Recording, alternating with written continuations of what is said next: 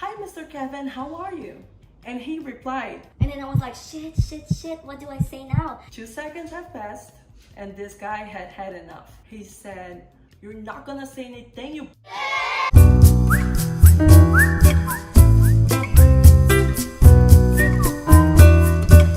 Call center. How can I define call center? Well, it combines two of the things that I hate the most: customer service and calls. I really admire people that manage to work in a call center environment. I wonder if for some reason they would rather deal with the customer over the phone instead of in person. I don't know. There might be something they like about it. And believe it or not, some people have been doing it for years. It's just, I don't have enough words to explain how much I hated it. Please subscribe to my channel if you wanna watch me talking shit about jobs, except the one I'm in now. So I have worked in two types of call centers. One is call in and the other one is call out. And I hated both. Both were extremely frustrating for me. Call out, I was there for 40 minutes, believe it or not, and it was traumatizing. And call in, I was there for I think 2-3 days, and I'm pretty sure my brain was trying to throw me off. Unbelievable things happened. Deep down, I didn't want to be there. So let me tell you a little bit more about my call out experience. I started on a Monday. The guy gave us a brief explanation about the product that we were gonna try to sell. Guess what? We were supposed to sell to people that were not interested, that had never heard about our company, that have never researched the product. That's a freaking challenge. And it was something for a specific group of people. Like, not everybody was going to qualify for it. And you have to make the call last long enough for someone else to get the information that you're giving to them, like on a messenger, and throw it on the system to see if they would qualify. So you talk a little bit about business, a little bit about the weather, a little bit about business, a little bit like, do you have any pets? It's lovely. So we had the challenge to get someone to speak to us while cold calling from a completely random company, 100% unknown company. And after that, we had to see if they would qualify for the product. And after that, we would need to get more personal information like social security. In a country that 5 out of 5 calls from unknown numbers are scam. So yeah, good luck with that. Besides that, you only get to practice if someone says yes to you. And another thing about these systems is that you don't get to leave voicemails. It's either ringing or you're on the phone with someone. It's an automatic system that keeps making new calls. And there are many possible questions that someone can ask you if you're calling from a random company about a random product. I guarantee you that a short training is not going to prepare you for that. This one was so hard to close with you that if you get to close 3 in one day, you get to spin a Wheel of Fortune and win prizes. That Wheel of Fortune had so many spider webs. I don't think it had been used since 1994. He gave us the script, we practiced for a while, and then we started shadowing the best sales rep. The thing about these small call center companies is that whenever you're shadowing, you don't get to hear the customer. You only hear what your coworker is saying. You don't get to hear the questions. And in between the calls, this lady would turn to us like in 5 seconds while the system is dialing the next. In between the calls, this lady would turn to us in like 5 seconds while the system is already dialing the next call. So what I was trying to explain to him is that, "Hello, I speak with Miss Torres. Hi ma'am, how are you?" Just like that, interrupted by the next call. Shadowing like that is not that effective. So after a couple hours shadowing this lady, we went to our own phones. And the supervisor said he would be watching us to let us know how to improve. He said that, but I didn't think he meant it because he was not even close to us. But technology is crazy these days. Did I give you my consent, Brian? As you guys can see, I'm not American. My English is not perfect. I have an accent. And while reading a long script, nervous on my second day, I'm not going to sound natural at all, Brian. I'm not. So in these 40 minutes that I spent on the calls, I was pretty bullied by customers, but I remember this one in particular. Like I said, you only get to practice when someone actually gives you the chance to practice, when someone wants to speak to you. But there were a lot of people that wouldn't even answer the phones or like would hang up after I said their names. So if someone wanted to speak, I had to think a little bit before I say something. So I said to this guy, "Hi, Mr. Kevin, how are you?" And he replied politely. He was like super good. And then I was like, shit, what do I say now? Like, bro, 2 seconds. Give me 2 seconds. 2 seconds have passed, and this guy had had enough. He said, "You're not gonna say anything, you." I was like, it's my second day, sir. Bro, I was so shocked. I was so shocked that I just stayed silent until he hung up. Why would you do that? Why would you do that, sir? My favorite customers from this one were people like me that don't even answer unknown numbers. I love you guys. These customers were just a blessing. What I normally do when I answer an unwanted call is hang up, Michael. It's not that hard. Hang it up. You should try it at some point, bro. I would like to clarify that I understand that nothing prepares you to like being on your own phone, but I don't think that's the right way to do it. If you ask me if I know the right way, no, I don't, but this is not it. I have an Indeed review that explains everything about this job. Hardest part of the job is people not even hearing me out when I'm trying to benefit them and thinking we're scamming, which is not true. I feel you. Anyways, small companies, most of the time, they don't have enough time or enough money to pay for you like while you learn. So I got fired a few minutes after that call. Amen to that. I'm thankful. Brian. And that's how I got to call in call centers. No one, listen to me, no one calls big companies to thank them for their service. No one. Let's start there. They call big companies to complain.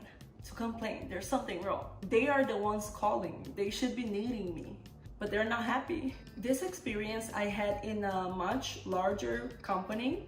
For you guys to have an idea, the training was like more than 2 weeks long, and 2 weeks was just for you to like learn their policies, learn about their history. I believe that they focused in this more than they should, when they should be more focusing on like what people might ask us to do, the system, things that we had to solve, how much time we had to do each thing, how it works, what's your day is gonna be like. Also in this one, I was not allowed to take the book home. So the only time that I had to train and to be prepared, like to learn about the system, was while in there. I just feel like we wasted too much time with like questions that no one was gonna ask. Like no one wants to know when the company opened. They want to know how to solve their problems. And they only gave us a few minutes to learn about the system. I remember, bro, it was a brief video call that the guy explained about the system. Brief. And then we started taking calls. The problem? You've never done it. You shadow people, but when you're on your own, you're on your own. We had one supervisor for like 60 people. Do you think he's gonna have time for you, love? Nope, he's not. He's not. You had two flags. A purple one for when the customer is calm and you need some help, and a red one for you to raise in case the customer is almost killing you over the phone. But even when you raise like any of them, it takes a while for them to come because the guy is only one. The guy is only one. These call centers, they are extremely timed. Like you have a time to pee, you have a time to eat, you have a time to like take a small break. Everything is timed. We had to make the calls last 6 minutes max. While they gave us that, they said, oh, it's because sometimes the call is going to last 15 minutes, but sometimes it's going to last 1.5 minutes. It's never going to happen. It's never going to happen. They had to answer many questions to confirm that they can access the information in the account. That takes already 2 minutes, Karen. I wonder what call lasted 2 minutes. I wonder because it never happened to me. It was like, oh man, what? The world is falling apart? Oh, okay, I have 6 minutes, but I got your back. After the call ended, you had 2 minutes to update whatever you discussed with that person on the phone. You had to update that on the system. 2 minutes. You had 10 minutes before the lunch break and 10 minutes afterwards to use the restroom. I had just started and I already realized that I had to drink less water because I used the restroom too much. In my current job, I'm able to use the phone. But even so, I use the restroom too much. I use it so much that my boss once asked me if I was leaking. That's because I drink a lot of water. I don't go to the restroom to use my phone or anything. It's because that water has to come out. Water is my everything. Anyways, let's move forward to the mistakes that I've made. We had a password to get into the system and I don't know what was going on, but I had to create like 5 different passwords because I kept writing it down, and even so I wouldn't get it right. They had to create so many passwords for me that the lady, like the boss, called me to her office and she said, you gotta write that down. Like, you gotta stop doing this because we cannot afford giving you more passwords. It's a third-party company that does it. Besides that, I was giving my best. I stayed longer someday after my shift ended because I wanted to shadow someone and like get to see them while I was not shadowing anymore, while I was getting paid. So I just stayed longer so I could watch this guy. Oh God, everything was going fine. I didn't watch my computer anymore. And when I had to leave, I saw this beautiful, beautiful door that would take me right to the place where I wanted to go. Like this is specific parking lot that I wanted to go. Whenever I opened it, bro, an alarm went off.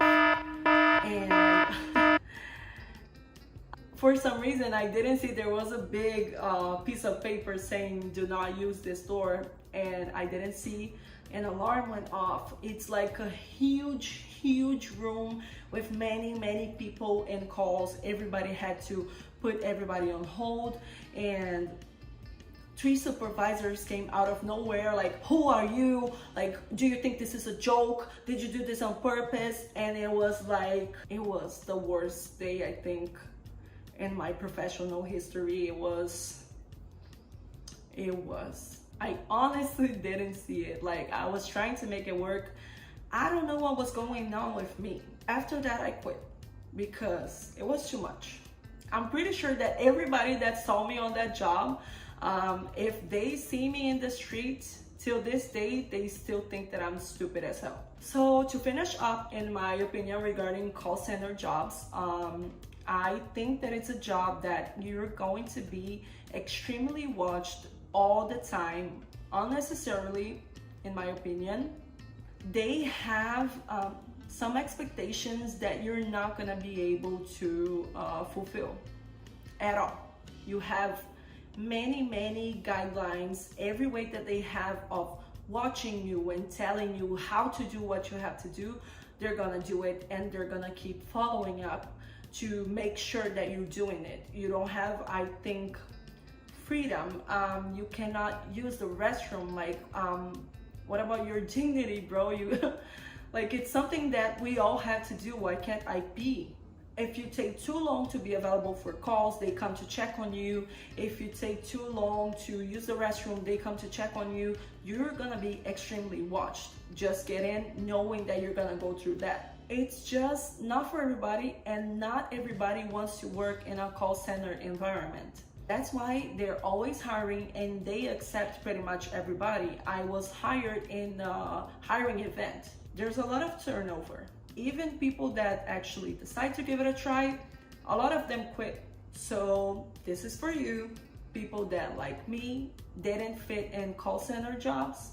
Maybe it's just not for you. Maybe you're gonna do good in something else. Don't think for a second that you're not good enough. Be careful with jobs with really easy interviews, or if instead of an interview, it's more like a presentation about the company. They're not worried about who they're hiring. They just need to hire. If they're making an event to hire people, you have to wonder why they're not finding people through some like normal places like Indeed, bro, is right there. And I have seen an Indeed review that says pretty much whatever I said on this video about call center, not at all as described. Training is amazing, but once you get on the phones, it all changes. You're micromanaged to an insane level. The calls you receive have no idea who you are and why they were transferred to you. This is nearly every call. Every call is a fight. I'm not the only one that thinks that. Apply at your own risk. Thanks for watching, guys.